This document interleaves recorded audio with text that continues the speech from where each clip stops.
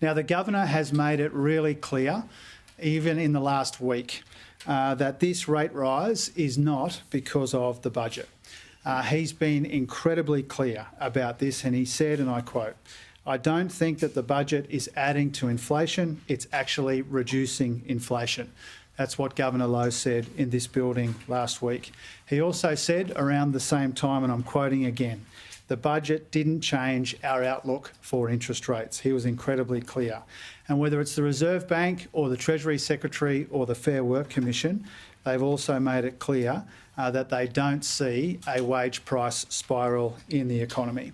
So this rate rise today is not because of the budget, and it's not because people on the minimum wage are being paid too much. And we should be really clear about that.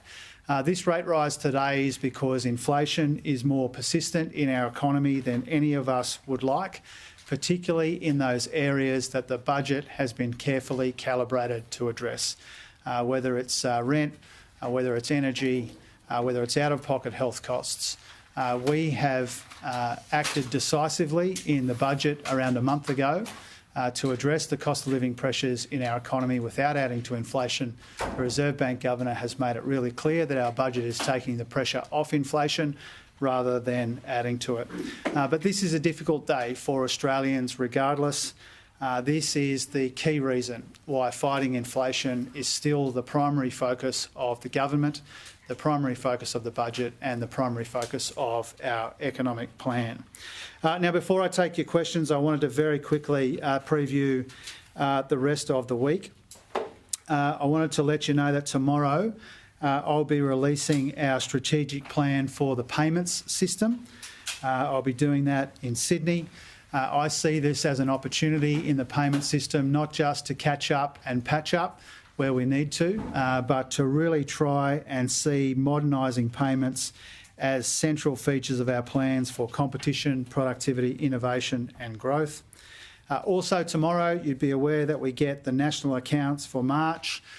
There is every chance that the combination of higher interest rates combined with global uncertainty weighed on growth in the March quarter. Most analysts are expecting a softening or a moderating of growth in the economy. We'll know tomorrow morning whether that's the case or not. I'll also be joining my New Zealand counterparts in the second half of the week in Wellington and Auckland.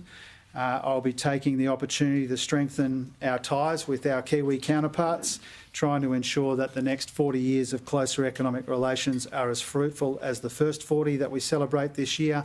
I'm looking forward to meeting with my counterpart, my friend, Grant Robertson, the New Zealand Finance Minister. There will be a focus on climate. There will be a meeting with the New Zealand Reserve Bank and with investors and the Chamber of Commerce as well as others.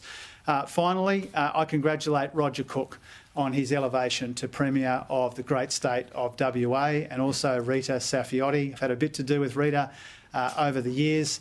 Obviously, we are all sad to see Mark McGowan retire from that role. We are looking forward to working with Roger and Rita and the new cabinet when it's sworn in, so that we can continue to deliver for the people of the great state of WA and the nation beyond. We might start on this side and move across. So we'll go Adrian, then Phil, and then Mark.